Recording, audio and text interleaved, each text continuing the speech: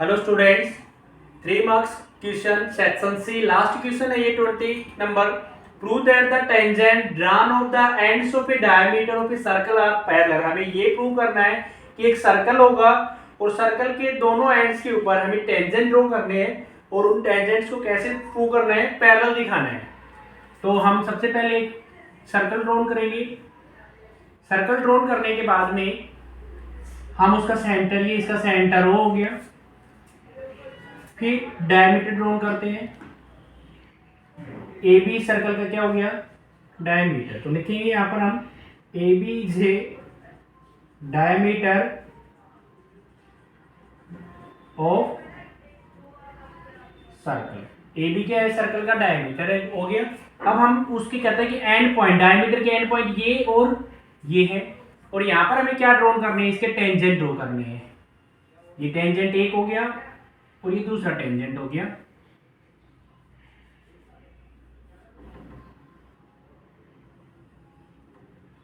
First tangent को नाम दे देते हैं P, सेकंड को नाम दे देते हैं Q। हमें ये दिखाने हैं कि ये जो टेंजेंट P और Q है वो आपस में कैसे हैं। हमें शो करना है कि P पैरेलल है Q की, कि टेंजेंट फर्स्ट पैरेलल है सेकंड की। तो उसके लिए हम देखते हैं कि जब कोई भी टेंजेंट ड्रॉन होता है तो सर्कल के सेंटर से जो भी लाइन ड्रॉन होगी वहां पर पॉइंट ऑफ कांटेक्ट के ऊपर वो कितने डिग्री का एंगल बनाता है, 90 डिग्री का एंगल बनाएगा। Same as it is point of contact यहाँ पर है, तो ये इधर भी कितने डिग्री का एंगल बनाएगा, 90। दोनों तरफ 90 डिग्री के एंगल बनाते हैं। तो हम यहाँ पर लिखेंगे पहले कि ओ ए है, यानी कि ओ ए है वो परपेंडिकुलर है किसके ऊपर, P के ऊपर। सेम एज इट इज लिखेंगे ओ बी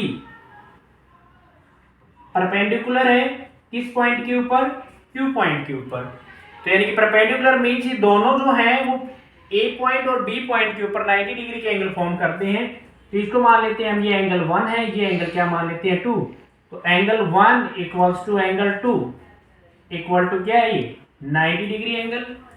हम लिख देंगे फिर therefore P parallel to Q, P parallel to Q।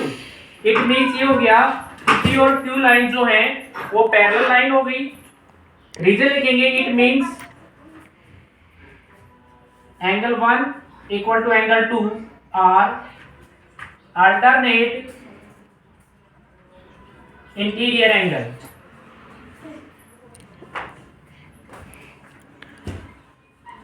तो रीजन हो गया इसका कि एंगल 1 और एंगल 2 जो है वो अल्टरनेट इंटीरियर एंगल है।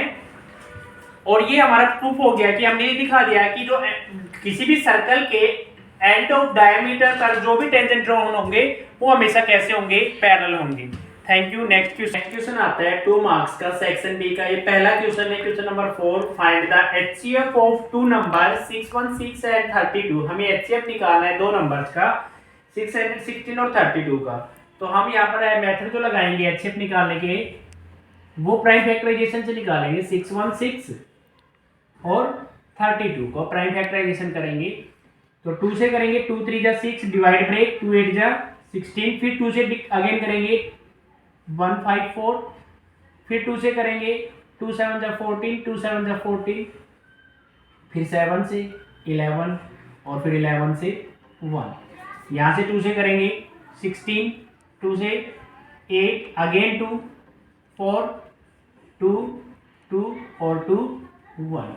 तो यहाँ पर जो 616 के जो फैक्टर आ गए, प्राइम फैक्टर 2 2 2, यानी कि 3 टाइम 2 और 1 टाइम 7 इंटू 7 इंटू 11। यहाँ पर है 5 टाइम 32। तो यानी कि हम 3 टाइम तो एक साथ लिखेंगे, 2 की रेज टू पावर 3 और 2 रेज टू पावर 2।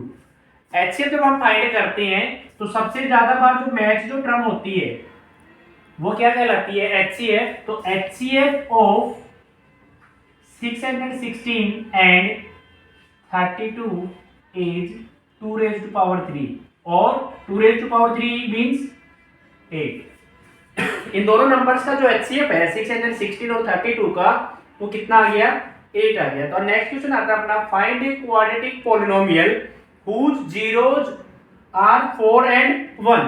उसके जीरोज गिवन है, यानी कि हमें जीरोज गिवन है, यानी कि अल्फा और क्या गिवन है, बीटा। अल्फा की वैल्यू को हमने लेते हैं 4 और बीटा को क्या मान लेते हैं, 1 मान लेते हैं।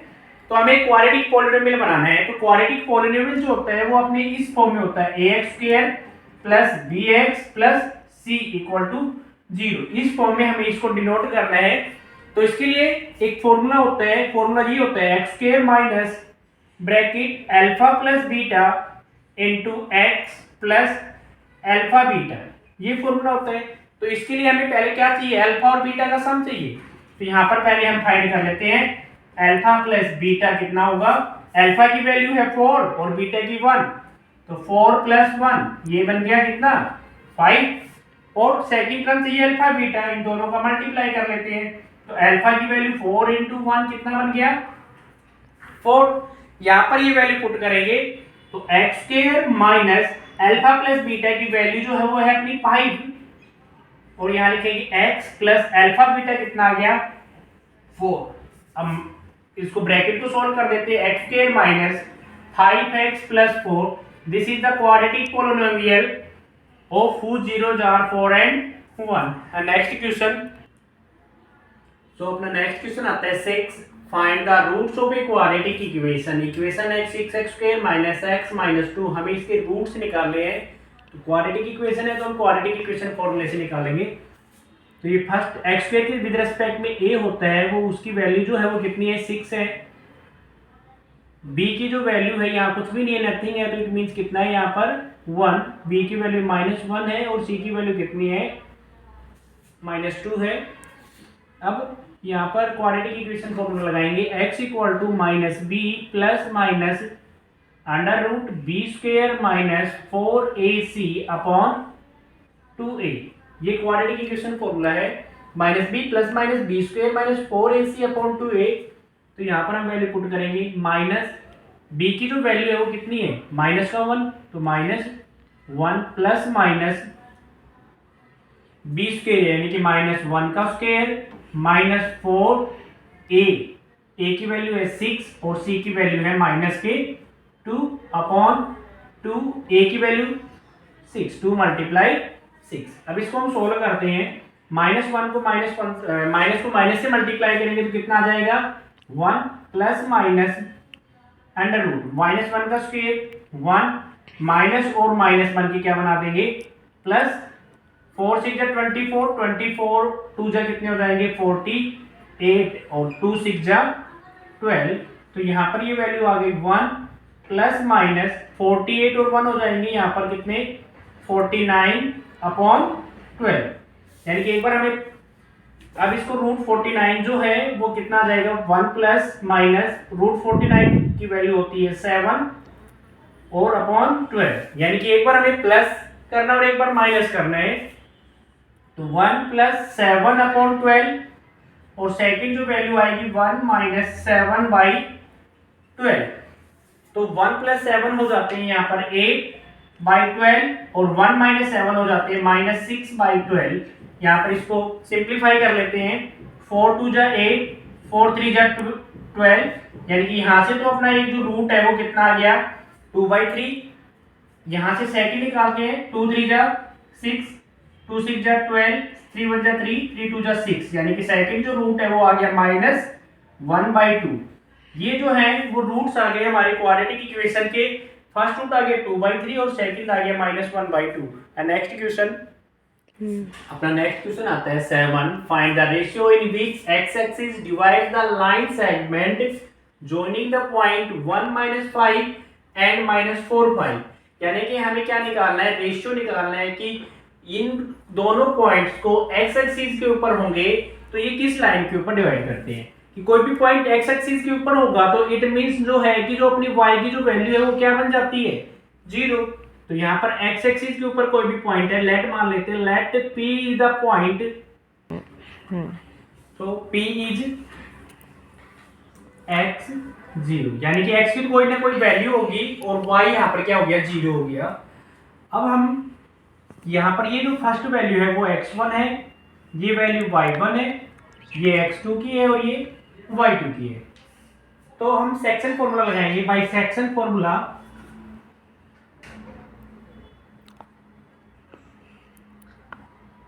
सेक्शन फॉर्मूला लिखाएंगे x इक्वल्स टू क्या क्या हो गए, यानी कि x की वैल्यू की तो हम फाइंड करनी है, तो ये वैल्यू लिखते हैं हम 0, यानी कि सपोज कर लेते हैं यहाँ पर दूसरा लिखते हैं, तो ये होता है y m1 y2 m1 y2 plus m2 y1 upon m1 plus m2। हम x क्यों नहीं लिखे, क्योंकि x की यहाँ पर कोई वैल्यू है, y यहाँ पर 0 था, इसलिए हमने y वाला सेक्शन फॉर्मूला लिखा।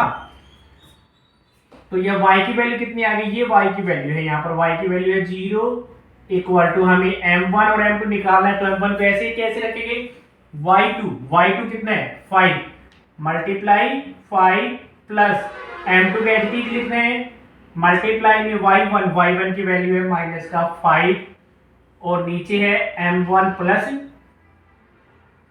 m2, तो m1 प्लस m2 अब हम यहां से क्रॉस मल्टीप्लाई करेंगे, क्रॉस मल्टीप्लाई करने के बाद में दोनों टर्म्स तो क्या बन गई, 0 बन गई। तो ये ऐसे कैसे लिखेंगे, ये कितना हो गया 5m1 प्लस माइनस के 5m2 इक्वल टू 0। अब ये राइट साइड में इसको ट्रांसफर कर देंगे, तो 5m1 इक्वल टू इसका साइन प्लस का हो जाएगा, क्या हो जाएगा 5m2, 5 से 5 क्या हो गया कैंसिल, m1 इक्वल टू किसका आ गया m2, तो it means m1 by m2 1 by 1, it means जो रेशियो है लाइन सेगमेंट का वो कितना आ गया 1:1। इट मींस जो x एक्सिस के जो रेशियो है वो x कोऑर्डिनेट को कितने पार्ट्स में डिवाइड करता है 1:1, यानी कि इक्वल पार्ट्स में डिवाइड करता है। Thank you like the video more and more share